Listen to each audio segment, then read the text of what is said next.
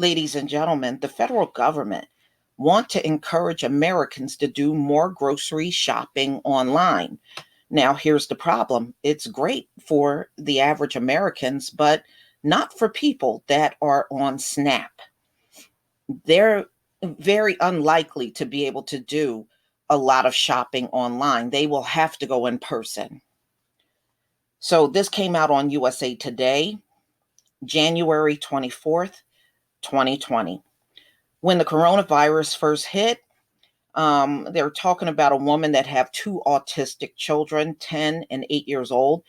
And she spoke about being deathly afraid of going out grocery shopping and fearing bringing home coronavirus to her children. So she started doing online grocery shopping, but her SNAP only allotted $55 a month for food, which is ridiculously low when you have two children. You know, that is definitely inadequate. So it's 55 plus delivery fees. So she felt she had no choice because one of the children have a disease where there's no cure, no treatment. She said the federal government now is saying the best way for Americans to shop for food is online. And it led to a 300% explosion since the beginning of the corona pandemic for shopping online for food.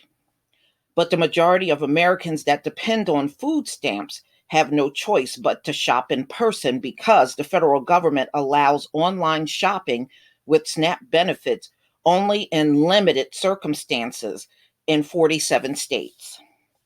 For those who are able to shop on the web, the cost could be shocking for families who barely have enough to eat, in part because SNAP benefits cannot be used to pay for delivery fees or tips. Groceries have gone up dramatically. Yes, they have. Even I noticed that, even around where I am. Yes, the food prices have definitely gone up over this last year during the pandemic. So your milk, eggs, bread, you're looking at $15 for delivery fees.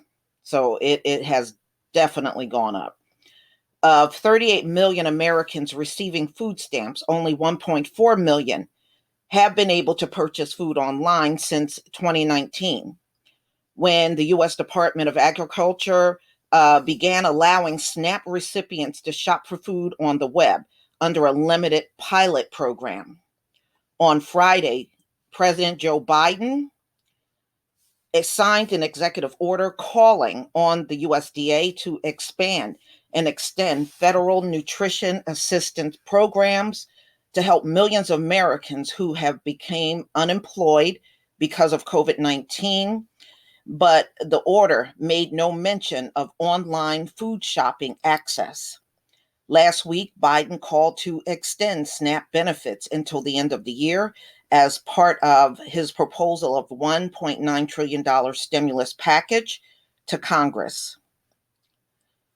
With more than 414,000 COVID-19 deaths and climbing in the U.S., the Center for Disease Control and Prevention continues to recommend people avoid shopping for groceries in person. Well, that's not for everybody. Food delivery is not for everybody. It really isn't.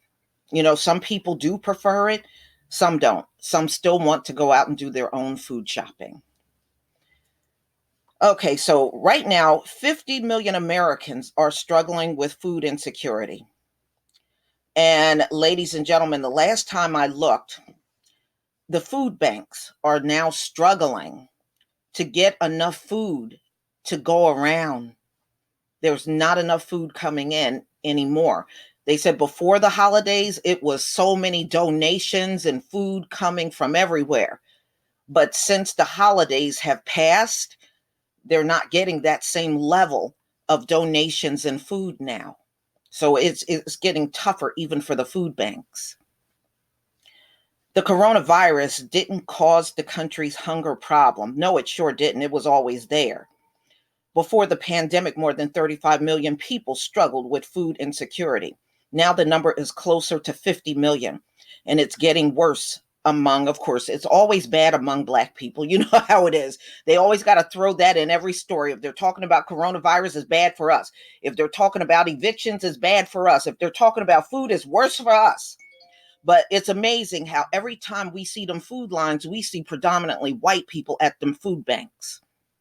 I'm just saying, all you got to do is pull up the pictures. Okay, ladies and gentlemen, back to this. 31% of US households, or roughly 40% of Americans, buy groceries online, but less than 5% of people on SNAP can afford to do so. SNAP benefits average only about $1.40 per person per meal. Food insecurity experts have long said SNAP benefits do not provide nearly enough food to support an active, healthy life. And the price of food has only gone up as the pandemic has kept workers at home. Americans now spend an average of $184 on groceries each week and $159 before the outbreak. About 48% of shoppers reported paying more for items. The USDA grocery pilot for SNAP recipients is available only through Amazon, Walmart, Aldi's, and a few other retailers sprinkled across the country. That does not include smaller community stores, farmer markets, and discounters, where cents on the dollar usually go further.